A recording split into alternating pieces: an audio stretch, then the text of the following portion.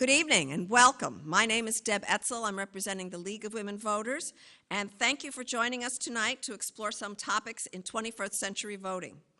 We are the Plymouth Area League of Women Voters, which is a chapter of the State and National League of Women Voters, which is a nonpartisan political organization open to all, even though the name might not suggest that, growing out of the suffrage movement that was started in 1920. So we are approaching our 100th year anniversary as well. We encourage informed and active participation in government, work to increase understanding of major political policy issues, and influence public policy through education and advocacy. And that's what we're going to do tonight. We're going to do some understanding of public policy issues. So we have two speakers tonight. We're going to start with Deb Otis, who serves on the Regional Live Outreach Director for Voter Choice Massachusetts. Deb is committed to finding and implementing improvements in our electoral system which empower individuals and increase civic engagement, just what the League wants. For her, a key area of focus is to increase on representation of women and people of color in statewide and federal offices, another big League goal. So we just love having you here. Deb works as a marketing professional for a publishing company. She holds bachelor's degrees in economics and physics from Boston University and lives in Newton. Deb will explain ranked choice voting, how it works and its benefits. We'll take questions for Deb till about 7:30, 7:40 or so, and then turn the program over to our second speaker. If there are further questions after that, we can get back to Deb. We have 1 hour, but we can always have questions after the hour of taping. We are live. So I turn it over to Deb. There you go. Thank you very much for that introduction. My name is Deb Otis. I am a volunteer with Voter Choice Massachusetts, and I am here today to talk to you about ranked choice voting. So before we jump in, let's do a quick show of hands. Who has heard of ranked choice voting? All right, that looks like more than half. Educated crowd, I love it. Okay, so let's jump right on in. So today I will talk about who we are, who is Voter Choice Massachusetts, and then I'll talk about the problems with our current system, our plurality voting system. Then we'll talk about the great ways that ranked choice voting can solve those problems. Next, we'll get into research. I'll talk about some areas that use ranked choice voting already and the findings from those locations. And then finally, we'll talk more about our campaign, what we are doing to bring ranked choice voting statewide to Massachusetts. Then finally, open it up for questions. So, who are we? Voter Choice Massachusetts is a nonpartisan, politically diverse nonprofit organization. It's important for us to stay nonpartisan. We are trying to launch a statewide campaign all across Massachusetts. Our members run the gamut of political affiliations. We have Democrats, we've got Republicans, Libertarians, Greens, Independents, you name it. It's very important to us that we can reach out to everyone. This is an issue that all of us can agree on, which feels great these days. And so our aim is to educate about electoral reforms that increase the range of choices on the ballot and produce fairer outcomes. So let's talk about the problem. Let's talk about our current system. I'll do this by illustrating a few examples. First of all, who remembers Ralph Nader? Yep, a lot of hands, couple chuckles. So this was the presidential election in 2000. We all remember that came down to the state of Florida, and these were the results from Florida that year. As you can see, we have two frontrunners at about 48% each. Neither of these two got a majority. I'm going to actual vote counts here. The two frontrunners were separated by 537 votes, minuscule, especially compared to the 100,000 almost that Ralph Nader got. So what happened here? We have Ralph Nader clearly is the candidate with the least support. And we know from exit polls that more Nader voters would have preferred Gore. This means that Nader is what we call a spoiler candidate. If he had not been in the race, the outcome would have been different. So we end up in a situation where the candidate with the least support here decided the outcome. So this is a vulnerability of our current system. And this leads folks on the left to play the blame game sometimes, right? Some folks want to blame Ralph Nader for running, saying that he shouldn't have run, he should have known he would spoil the election. I don't think that's appropriate. Folks, he's a qualified candidate, and we shouldn't deny ballot access to candidates. Other people want to blame Nader voters. They'd say, oh, well, you should vote for a frontrunner, don't throw your vote away. But I think voters should be able to express their true preferences on the ballot. So those are the wrong places to lay blame. The blame belongs with our system. Our system punishes candidates who are similar to each other, like Gore and Nader. Right, so here, this just wraps it up. More than half of the electorate would have preferred one of the two candidates on the left. However, we gave the highest office in our land to someone who had less than half support. So next, I'm getting into another example. I just showed how a Democrat was harmed by our current voting system. This also happens on the Republican side. This was a race for the 6th district in 2012. These are our friends up on the North Shore. And here we had a similar situation where 52% of folks voted for one of the two candidates on the right, our Republican or our Libertarian. However, the Democrat won with 48% of the vote, and that seems to not accurately reflect that district. And so we see this happens on both sides of the aisle. This is a widespread problem. So here's an example of how this can come up in primary elections. This is the last governor's race that we had in Massachusetts in 2014. As we know, Republican Charlie Baker won that race, but let's zoom in on what happened on the Democratic side. So this was the Democratic primary. Martha Coakley was the winner, who eventually went on to the general election. So Martha Coakley was more of the household name at that point, but there was some hesitancy about her candidacy because she had previously run in a Senate race and lost to Scott Brown. So there were folks who were hesitant to put their full support behind her. And we had two very qualified challengers come forward. We had Steve Grossman and Don Berwick. The issue here for voters who maybe weren't convinced by Coakley is that both of these two challengers ran instead of just one of them. So there's an argument to be made here that it's possible that Grossman and Berwick split the vote, possibly sending a less popular candidate to the general election. And so even within the primary system, it's possible we are sometimes advancing a candidate who is not truly a reflection of what the constituents are really looking for. And so here's a bit of evidence from some Berwick supporters that backs this up, that they might have preferred Grossman as their second choice rather than Coakley. So at this point, I will move on to a big, busy slide here. This is an example from Boston, from their mayoral election in 2013. As you can see, this is a crowded field. And so Boston now is a majority people of color city. And you can see that diversity reflected in the field of candidates. And so Boston uses a top two preliminary system, meaning in the preliminary election, all of these folks ran, and then the top two vote getters, regardless of party, advanced to the general election. So who were the top two vote getters? The two white Irish guys. In some ways, that's very Boston. But as you can see, these two frontrunners, between the two of them, have 35% of the vote.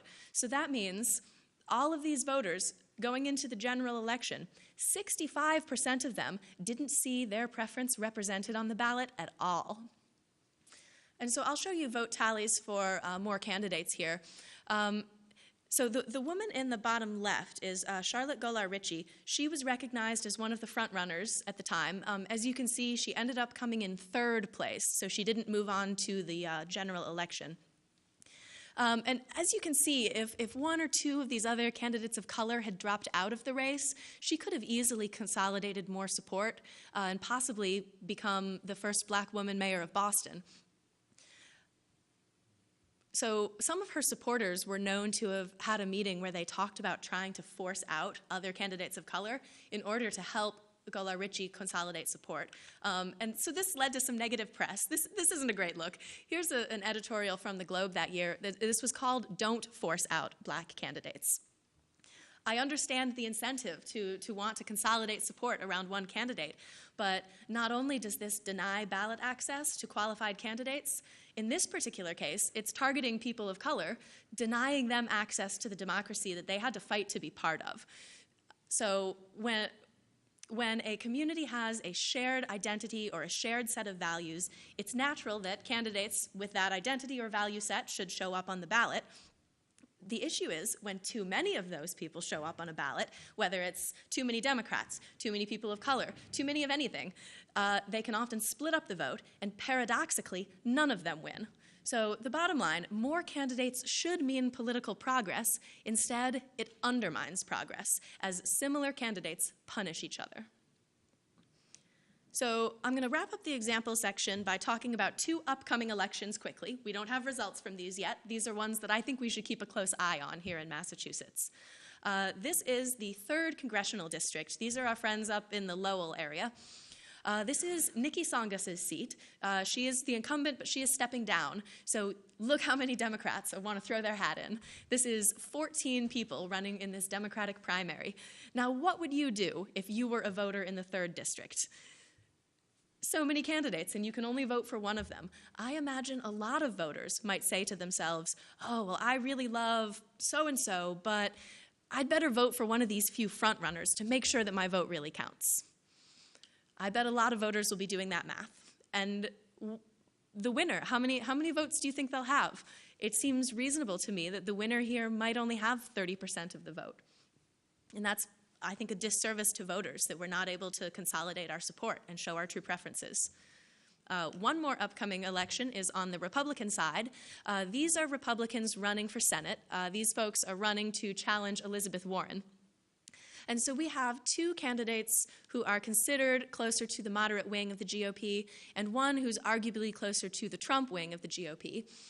And this is a classic setup for vote splitting. So I think that this is an election we should all keep an eye on. I think that some of these candidates could punish each other by being in the race together, and we could end up seeing an interesting showdown. So I think that wraps up the examples that I have for you. I showed you about 5 times when we had non-majority candidates. But that is just the tip of the iceberg. This is hugely widespread. These numbers show over the last 20 years how often we have elected someone without that crucial majority mandate. So these are winners that won with less than 50%. As you can see, this is hugely widespread across the state. This can harm Democrats. This can harm Republicans. This can harm independent and third-party candidates. And this definitely harms voters. So this is a problem for voting all across the United States, and we can do better here in Massachusetts. We deserve a better system, and we can find one. So the plurality system is spoiled. It fails to check off all of these important boxes.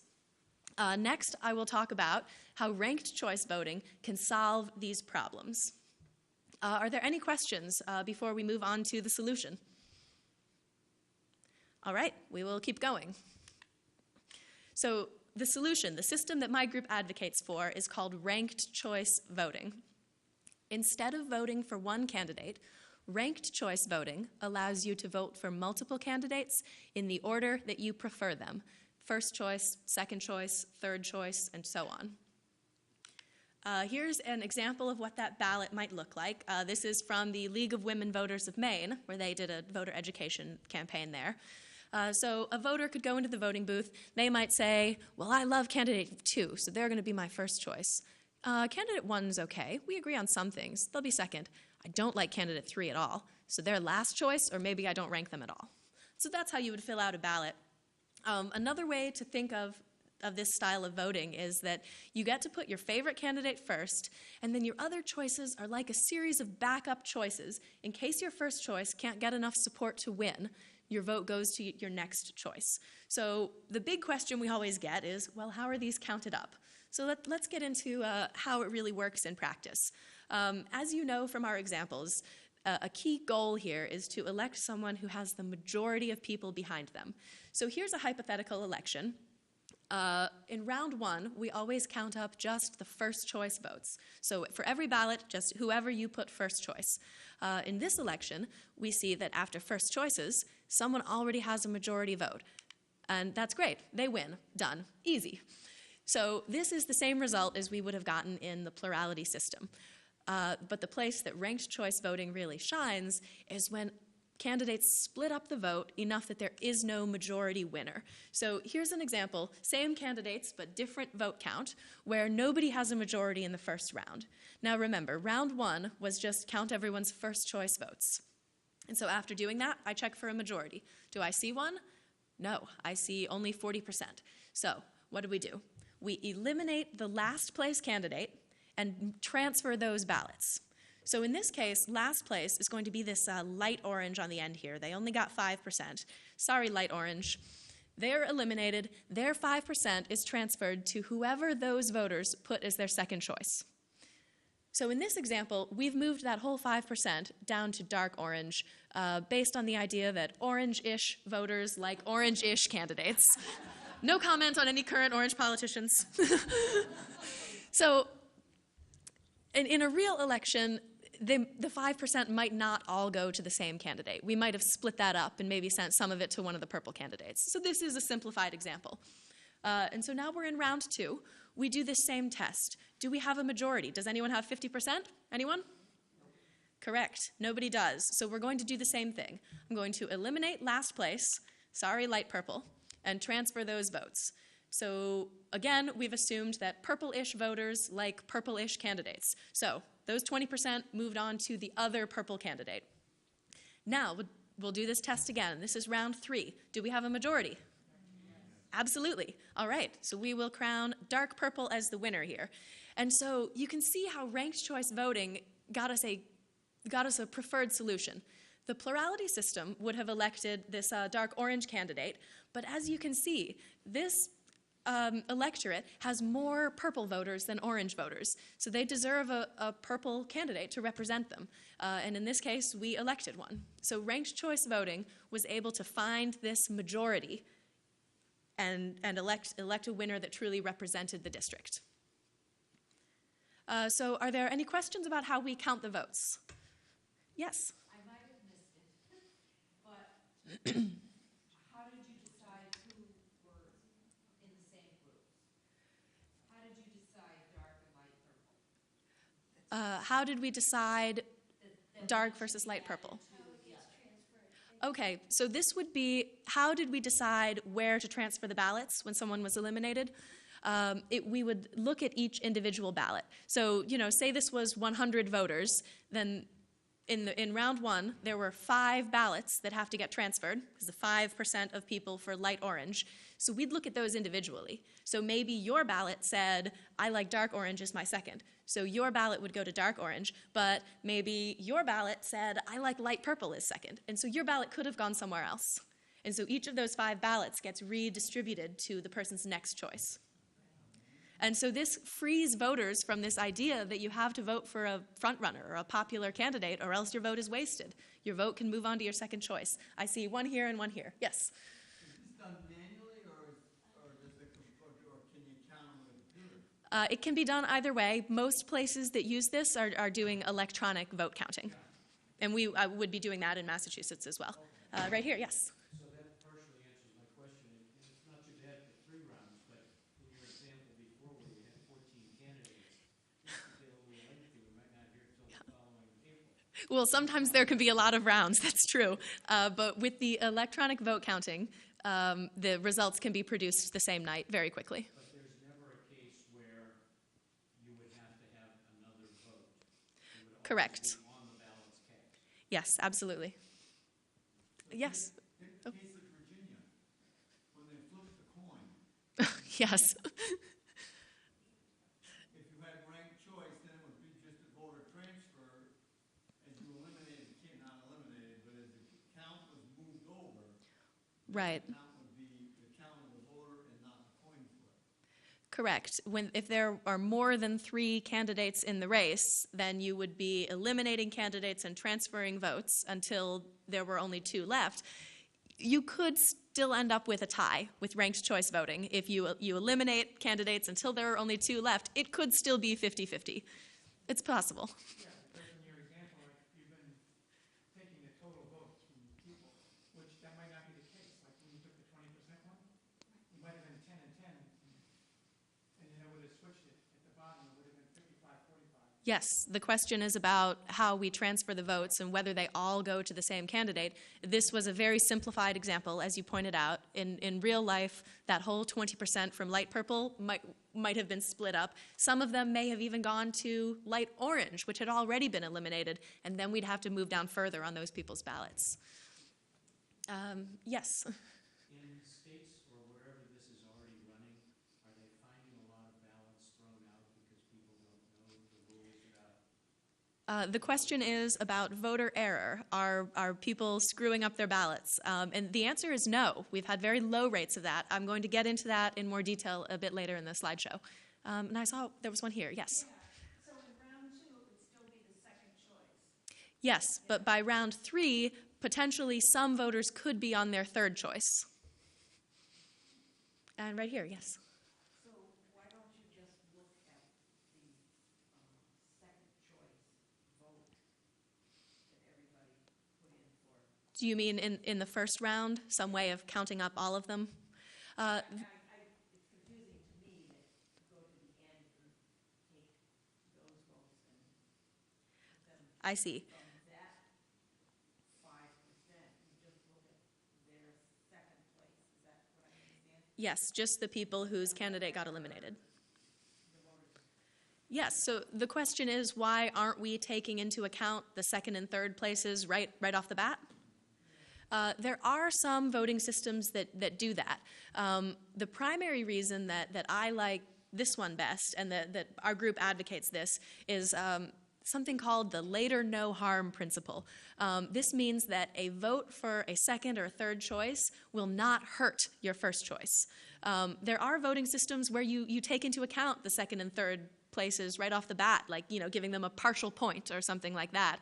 But then votes for later candidates could potentially hurt your first choice. And we don't want people to have to engage in strategic voting. We want a system that lets people show their true preference and deliver a winner that represents everyone's beliefs. Or the majority of people's beliefs, I should say. Any more questions? These are great questions. Okay, we'll move on for now and do a bit more later. So I'm revisiting the examples real quick now that we've talked about how this works. This is an example of how a Nader supporter could have voted. Nader is first choice, Gore is second choice, or Nader is first choice and Bush is second choice. We saw earlier that there were something like a quarter of Nader voters would have liked Bush. And this allows Nader to still be on the ballot, and this allows his supporters to show support for him. It gives us a truer picture of what the electorate's preferences are, because people can vote for a third party without fear that that vote is wasted.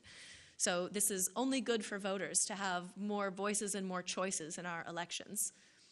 And now here's a big one. I know a lot of folks in Massachusetts are interested in this hypothetical.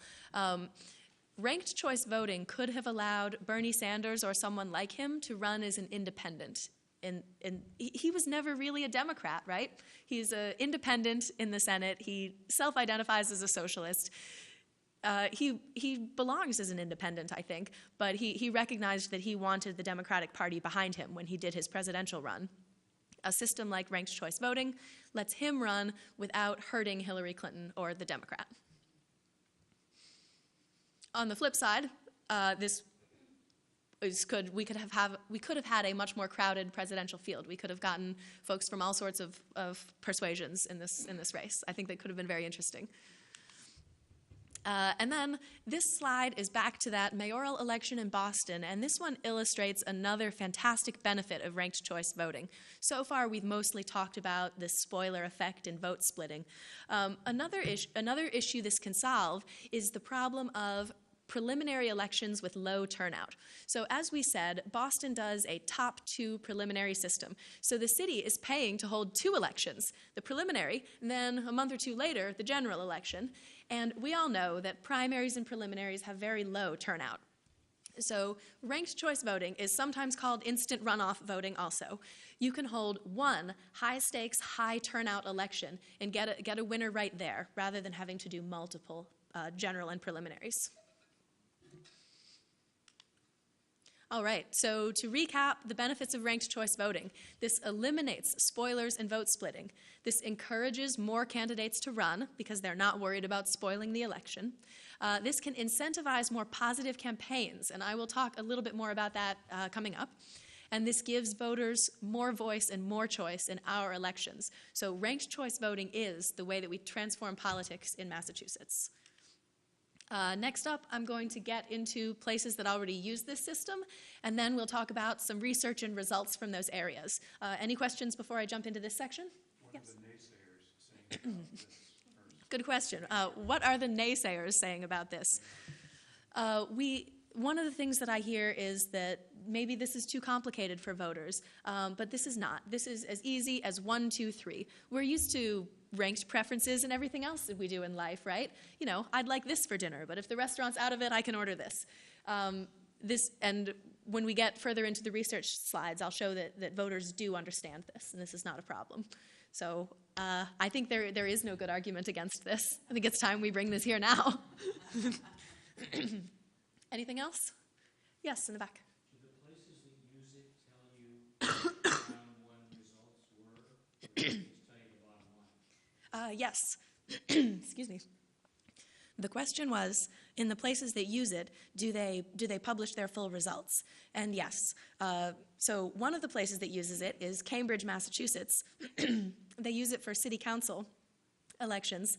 I'm so sorry. And so they publish the whole list of candidates and how the eliminations happened, which candidates got the votes from the eliminated candidates. It's really fun to go through. I'll be happy to share some links to that with you all at the end of this. So, where ranked choice voting is used. The big one is the state of Maine passed this by a statewide ballot initiative. And they were the first state in history to do this on a statewide level. They have not done an election with it yet because they just passed it in 2016, and they've had to continue fighting for it. They had a challenge. The legislature tried to overturn it, and the people of Maine stood up and said no. They went through a people's veto campaign to veto that legislature veto. So it is in effect. They will be doing their next primary election this year with ranked choice voting on the ballot statewide. So we were very excited. This is what got me energized to join the movement here in Massachusetts, seeing this success on a full statewide level. And how did we get that word out about this to even educate people on it? Well, they had a huge grassroots movement. I think Maine is a difficult state for that grassroots movement because they're less densely populated than somewhere like Massachusetts. But they were very passionate about it. They got out. They did a lot of house parties all across the state just to talk to voters and spread the word. And so they spent a few years telling everyone in the state about ranked choice voting, and we're trying to take a page out of their book and do it here. I'm going to take a water, and then, yes, go ahead, ask your question. Yes, in Maine, was it adopted or approved by the citizen statewide referendum? So people in Maine can say, our legislature's not doing X, Y, and Z, but we can put an item on the ballot and they get 60 or 70 or 150,000 signatures or whatever it is. Yes. And so so the public was educated and they had to vote for the system. Yes. So, the question was about how they got it passed in Maine. And so first it was a statewide ballot question. They had to collect the signatures, get it on the ballot, and they voted in favor. The legislature tried to repeal it, and so they went through this process again, got signatures to get it on the ballot a second time. So. Is it part of say for instance, the Massachusetts curriculum to introduce the concept to 17 and 18-year-olds who be voting? I hope so. They will grasp it very quickly and Yeah. open-minded about it, as opposed to people who may not be so The question is whether this is being taught in school curriculums here in Mass.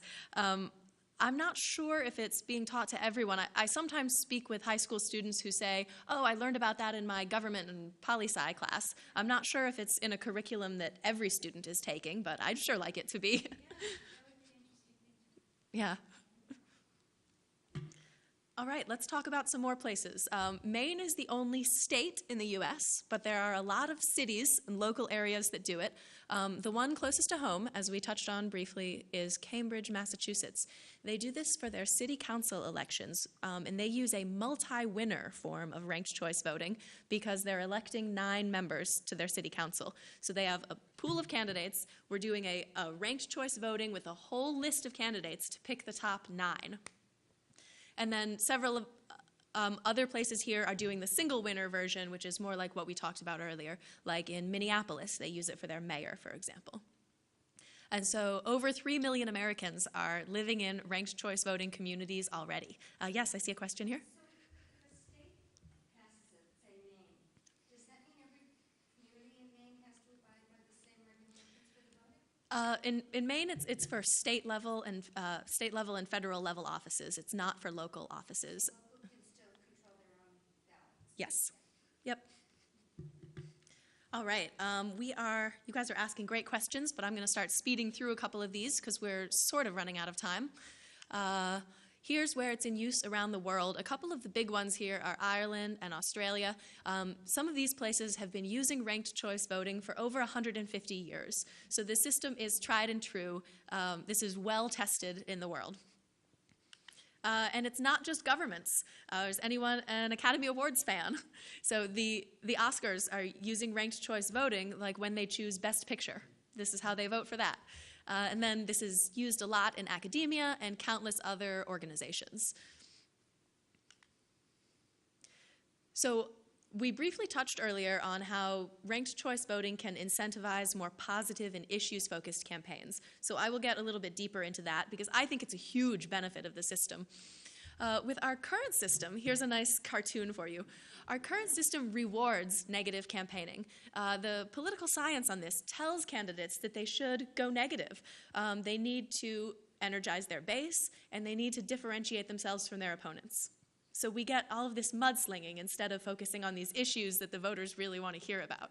However, with ranked choice voting, going negative can cost you second-place votes. And imagine if I was a candidate and I had the opportunity to come and speak to this group, but maybe I heard this group is already supporting one of my opponents. Well, under the plurality system, I wouldn't even bother coming to talk to you. Oh, well, they already support someone else, I won't waste my time. With ranked choice voting, I would still have an incentive to come and engage with this group of voters, saying, yes, I know that you support Alice, but I think that you and I have common ground on these 3 issues, so please put me as your second choice. And so this can only be good for voters when candidates are trying to engage with a larger part of the electorate, not just their one niche.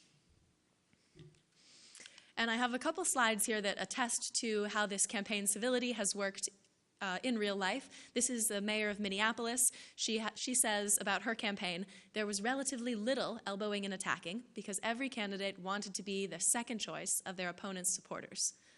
I also have a slide here about how much time was spent criticizing opponents. So the blue bars are cities that use ranked choice voting. And so the question was, are candidates criticizing their opponents a great deal of the time? The ranked choice bars said no. In ranked choice cities, that was not happening a great deal of the time. Are they criticizing their opponents? Not at all. In ranked choice cities, we saw a lot more of that. They're not criticizing their opponents. So we've seen this testament from an elected official and from voters' opinions here about this civility issue. Oops, skipped one. Next up, voter understanding. We had a question earlier about are we going to spit out too many ballots with errors? And the answer is no. So this is a recent study. I'm zooming into the 3rd bullet down here. Ranked choice voting is not associated with any change in the number of residual votes. So there will always be errors, even with our current system. You know, ballots get spit back out of the machine with mistakes. With ranked choice voting, it is not any worse. So voters understand this. Voters know how to fill out a ballot using ranked choice. And this slide also talks about turnout. Sometimes I've heard the question, well, are people going to think this is too complicated and just stay home? And the answer is no. Turnout is not harmed by ranked choice voting. So next up, brief cost analysis. Our group has looked at what it would cost to bring this to Massachusetts. Any change is going to cost something. We have come up with 59 cents per resident, a minuscule portion of our state's total budget here. And most of that is spent in the first year. We'll be replacing some tech and doing some voter education. And so for 59 cents per resident, that cost is minuscule, especially compared with the great benefits we've already talked about. The last part that I will talk about is what our campaign is doing and how we can make this happen here in Massachusetts. I will keep going through this quickly to turn over the floor shortly. So we have 7 statewide chapters up and running. We have active leadership teams and volunteer groups in every single one of these places hosting events every month all across the state. It's great.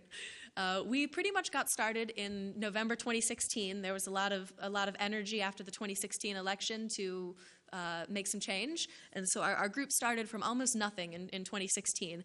And as you can see, we've had a strong upward trend in number of members. And the biggest one for me is this 2,000 people who have said that they want to volunteer to help us bring this to Massachusetts. So our group is doing great with this campaign. The other side is the fundraising. Once again, strong upward trend in number of donors, orange, and funds, green. So we recently hired our first paid staffer. Until about a month ago, we were 100% volunteer, but now we have a part-time staffer working for our campaign. So this was a big step for us to kind of offload some of this from the volunteers' shoulders. So one of our biggest victories this year is that we officially got ranked choice voting added to the platform of the Democratic Party here in Massachusetts. So theoretically, all of our Democratic politicians, when we call them up, theoretically they already support this. It's on their platform. But this was a big victory for us that we successfully lobbied to have this added to the platform. We have other political parties in the state that support us as well. This list of supporters includes the Green Rainbow and Libertarians. We do not have the Republican Party on board yet, but it is a big goal of ours to get that. You know, I see this as something that is good for everybody. And so Republicans are happening this year. So these are other supporters. As you can see, we have political parties and all sorts of other folks here. And look, League of Women Voters. So we are also working with the legislature. One of our big efforts is a local option bill. We had a question earlier about whether this would affect just state offices or also local offices. If we pass a ballot amendment like we want to, a ballot initiative, it would not affect local offices. So that's what this local option bill is about. This would allow municipalities to opt in to ranked choice voting easily. Right now, if a town wants to adopt this, they have to go through a lengthy charter review process, and we're looking to make that simpler. So we want to lay the framework to let communities opt in. And I would be happy to share these bill numbers with you all later, perhaps by email, because we would love for you to call up your representatives and get them to sign on. As you can see, we've got 30 co-sponsors already on this local option bill, and we had a strong hearing for it a couple months ago. So we're feeling optimistic about making that happen so that more communities can get involved. Our big thing is the 2020 ballot question. We decided we were not ready to win in 2018, but we can do 2020. And so we are working on aggressive capacity growth. We are signing up new supporters all across the state. We are raising funds, and we are getting endorsements. Skipping this one. And so this is the point when I do ask you all for your help. It's great talking with you all, but if you want to make this happen in Massachusetts, these are important ways to do it. I will be turning over the floor shortly, but I do have a couple of sign-up sheets and pledge cards, which I'll be handing around afterwards. We're looking for folks to sign up for emails. In particular, we've had some questions about some of the research, and I'd love to send you those bill numbers. So if you can put an email address down, I will get in touch with you and get you some more info on all of this. And then these are other great ways to help. And so I look forward to passing around these materials and asking for help from you folks. Yes? One question, is there any data or evidence that people take longer in the voting stations to fill out extra choices? That's a great question. Longer lines? The question is there evidence that people take longer in the voting booth and so might be dealing with longer lines? I don't know. I haven't seen research on that. It's a good question. We're All right. gonna move Deb along. She'll stay around and answer any of your other questions Thank you very much. for you. But right now, I want to bring in Jonathan. So give her a round of applause. And Jonathan's going to go put his presentation on. So please welcome Jonathan Cohen, who's co-chair of the Issues Committee of Progressive Massachusetts, an organization that works to advance progressive values through issue organization, electoral organizing, and education. He also writes for Commonwealth Mass, a politics, ideas, and civil life in Massachusetts publication. He has a bachelor's degree from Georgetown University and master's degrees from the London School of Economics and Political Science and from Columbia University in International History. Jonathan will explain what is automatic voter registration, what's in the bills that are currently in the State House, and update us on the status of those bills and why he feels that they are important to pass and what we can do to ensure their success. Thank you. And Yeah, show how to do that. Yeah. Where do I press this clicker just so that I... This is Deb's. This will go forward. Okay, awesome. Thank you so much for the introduction. One thing I like to use as a transition. So Deb before was talking about how you can make the kind of election results better reflective of the will of the voters. And automatic voter registration is one step to help make the electorate better reflective of the population as a whole by increasing the number of people who are registered. So to start, a little bit of history about election laws in Massachusetts. In 2014, Massachusetts passed an election reform bill, and that League of Women Voters was active in championing. Progressive Mass supported, Common Cause, Mass Vote, Mass Voter Table, Mass PEG, and a number of other groups, ACLU, and that core of us are part of the Election Modernization Coalition. That was a great success of ours, and we're working on automatic voter registration this session. The 2014 bill brought us things like online voter registration. It brought early voting, which was very successful in 2016. Brought pre-registration for 16 and 17-year-olds. Before that bill, we lagged really far behind other states when it came to voting access. After the law, we're not as far behind. But we still have some work to do in terms of making it sure that every eligible voter has the ability to make their voice heard in our elections. So what is automatic voter registration? Many of you are probably familiar with what's called the motor voter law. I know that that's when I moved to Massachusetts. Okay, sorry. I'll get closer to the mic. Thank you. I know that when I moved to Massachusetts, let's see, is there a way for me to? Okay. When I moved to Massachusetts, I registered to vote when I updated my license. And I know many people do that as well. And that's a great tool. Although currently, that's an opt-in system, right? So that you have to say, yes, I want to do that, rather than an opt-out system. And as countless studies will tell you, if you want people to do something, you don't make it opt-in, because they won't do it. And it makes sense. And our basic psychology is that you might be there and you think, oh, I'll take care of this later. I don't need to do this now. And then you'll forget. So the way automatic voter registration kind of takes that burden off the person and kind of builds it into the process. So that when somebody goes to update to get a new license or to change their address, or in the bill here, also to enrolling in Mass Health, that the agency will then check their information to the voter rolls and see, is this person not registered? Is this person eligible? And is this person not registered yet? Or are they at a different address? And then if you then get a match, right, saying that, yes, this is an eligible but unregistered voter or an eligible voter who's moved, then they'll get sent a postcard in the mail telling them that, hey, we'd like to register you to vote here at your new address. Do you want to register for a party? And do you want to opt out? So then rather than an opt-in, yes, I want to do this, it becomes, here, we'll do this for you. If you don't want to, you can check. If you want to be in a party, you can do that. And then and then people can choose to fill out that postcard or not. If they're not, they will be registered and opt out. And then that gets passed on to the Secretary of State's office, where then people can get added to the voter rolls and that information sent to the various cities and towns across the state. So why is AVR something that's important? Why should we care about it?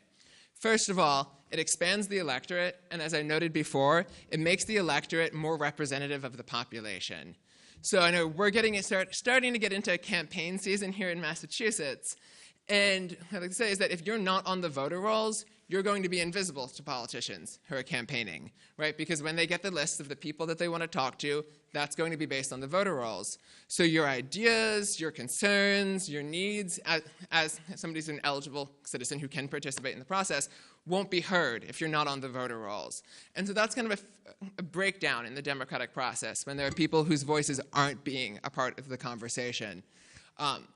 It saves states and localities money, right? Because you're making things electronic rather than with a lot of paper. And I know that if any of you have ever worked on any type of signature collection effort, reading people's names or anything that they write can be terrible. So insofar as it's moving it electronically, on an electronic basis, that's really helpful as well. And that also adds to making the list more accurate and up-to-date. You don't get those errors of people's handwriting, as well as making sure that when people are moving, you do have this ability to update their voter registration. And it increases the security of the voting system, because when you have those comprehensive, accurate lists, it makes elections go more smoothly. So which states have automatic voter registration? The first state to pass automatic voter registration was Oregon, which passed this in 2015. And as I'll soon talk about, they're the only state that's kind of implemented it, and we have the kind of case study of their success. Later in 2015, California did, and California had passed it in response to their terrible turnout in the 2014 election, that they realized we need to do a better job of kind of getting people involved in the democratic process, and so that's what they decided to do. And in 2016, it passed on the ballot in November in Alaska. Connecticut, which isn't on that map, I don't know why, for Connecticut. Connecticut passed it administratively, and I know Vermont and West Virginia passed it with wide bipartisan margins in their legislatures, and then DC passed it as well in 2016. Last year, Colorado and Georgia did it administratively through their DMVs, and then in Illinois and Rhode Island, it passed by wide bipartisan margins again. And I would like to see Massachusetts be the next state in 2018. Washington State might pass it, since the Senate Democrats who recently gained control of the Senate there have a strong election reform agenda. In New Jersey, it passed the legislature before, but was vetoed by Governor Chris Christie, who's no longer there. And it's going to be on the November ballot in Nevada. So a number of new states where this can come later this year. So I wanted to talk about a case study to show about how AVR does have proven success. So Oregon had this in 2016, and through automatic voter registration, they added 272,000 people to the voter rolls. And according to an analysis from the Center for American Progress, about 116,000 of those people were unlikely to have registered otherwise. And that's a lot of people. And then about 98,000 of these were new voters in 2016. As we noted before, when it comes to elections, every vote matters, and those 98,000 voters could have decided for elections kind of up and down the ballot in the state.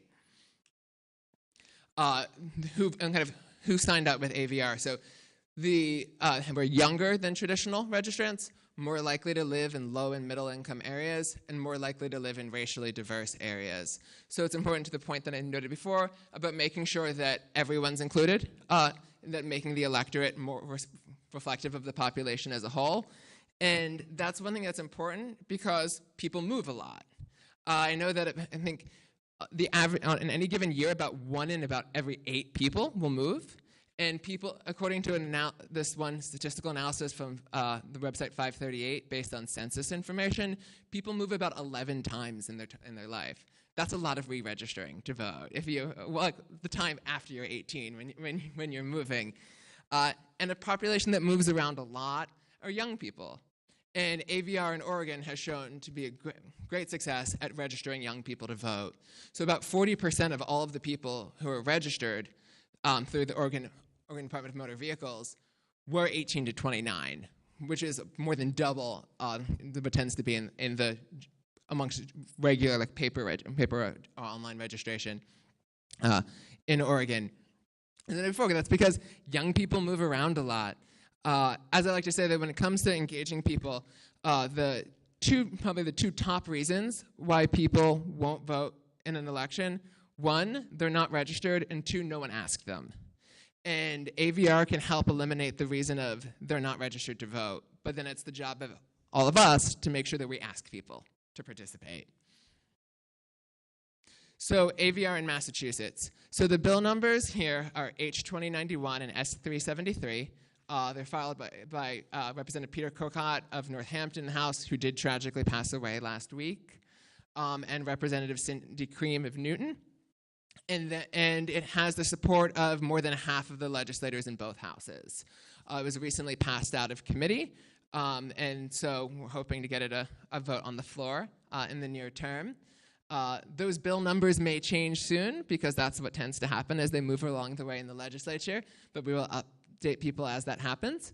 The bill here in Massachusetts focuses on the Registry of Motor Vehicles and Mass Health, because those agencies have the best technological capability to deal with implementing AVR, although the bill also creates the possibility of expanding it to other agencies, such as your various social services, veterans agencies, disability agencies in the state that also interface with a number of voters and people who might be changing their address. And I'll talk about it a little bit shortly. Next, it also adds Massachusetts to what's called the Electronic Registration Information Center, which is also a way of kind of getting accurate, comprehensive voter lists.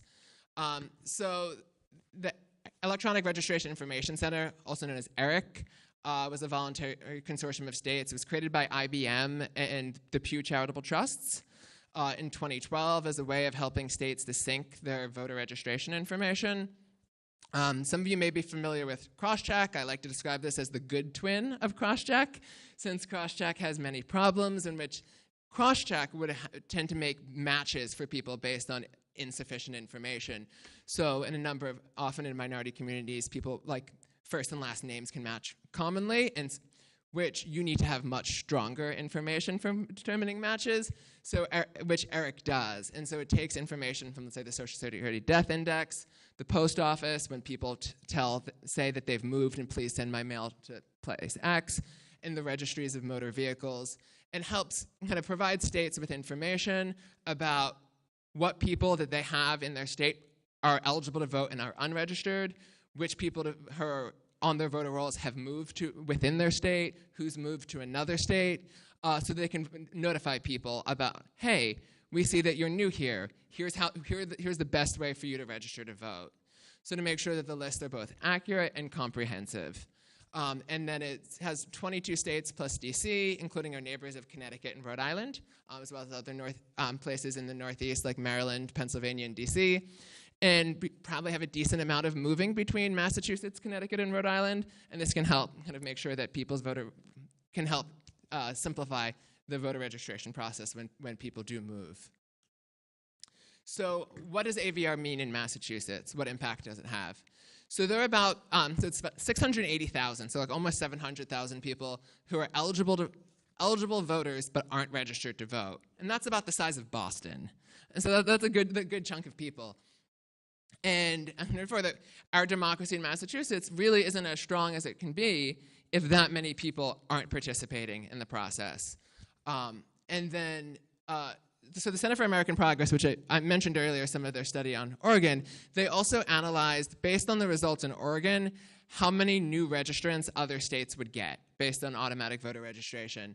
And they projected that for Massachusetts, we would get about 450,000 registrants through AVR, and about 200,000 of these unlikely to have registered otherwise. And as I noted before, that's a lot of people and can make a huge difference in elections up and down the ballot, and a core part of making sure that every person's voice is heard.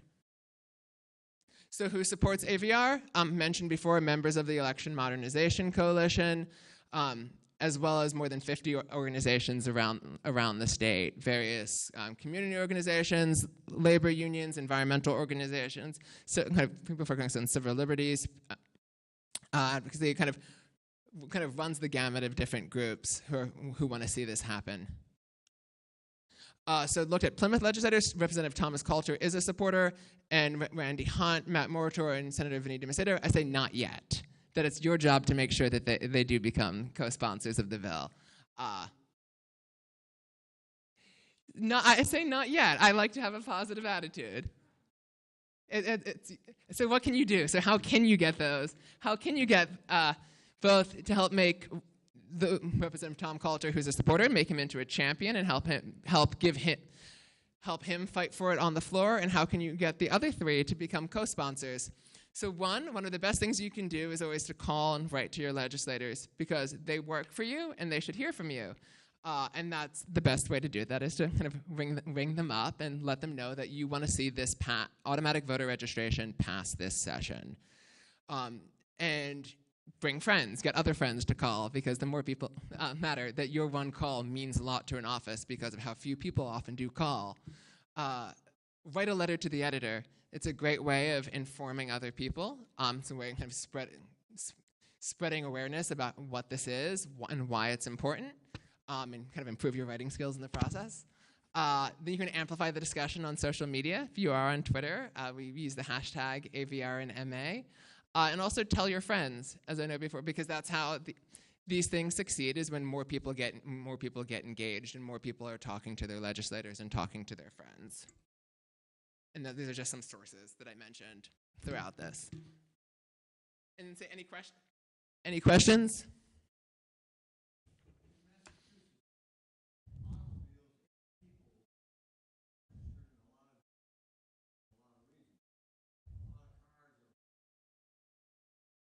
Mm-hmm.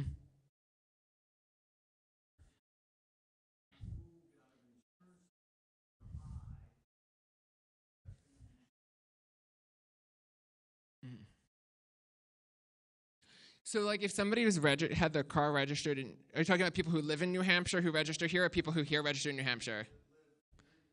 Okay, so if they live here and they register the car in New Hampshire, this wouldn't end up affecting them because, and just in terms of with AVR, because they wouldn't be registered through that process. And then if it gets to the point where they are registering something at an address where they don't live and don't want to be registered, there are various stages of the process where they can opt out. So rather than having an opt-in process, if you are signing up your car somewhere else, you can say, I don't want registration to follow. And then also, like with the postcard that gets sent to you, you could indicate that you don't want it to at that address.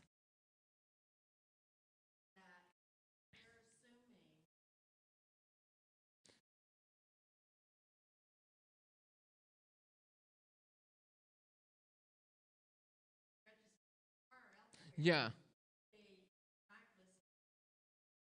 So in terms of, they would find out about, like, if with this, they would find out because they're getting in the mail about the registration process. So they would hear about it before. It wouldn't have like a surprise come election day. Oh no, where am I? Because they would have been sent something in the mail. And if they want to say like, no, please don't change my voter registration, I don't actually live there, you have opportunities in the process to make sure that doesn't happen. Yeah.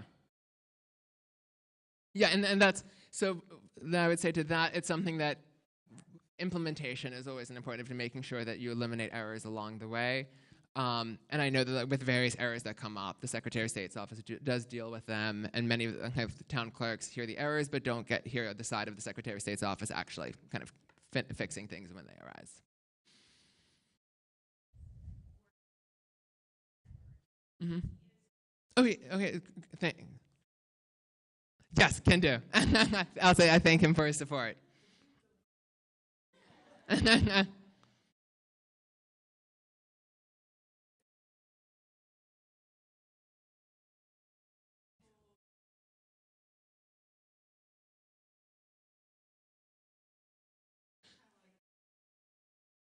Yeah, because I know that I think there's some place with public campaign financing. I think sometimes it's done through that.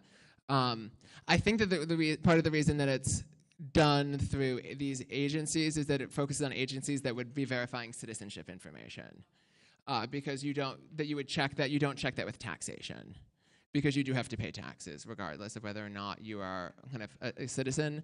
If you're like but to vote, you have to be a citizen. Okay, any other questions?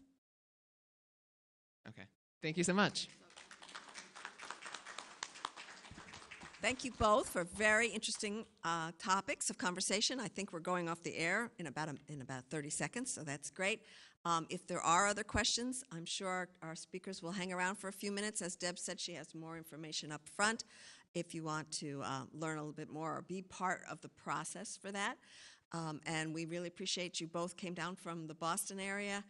We know it's a long way down to Plymouth, and we appreciate the attention and the professionalism of your presentation. So thank you, and thank you all for attending tonight.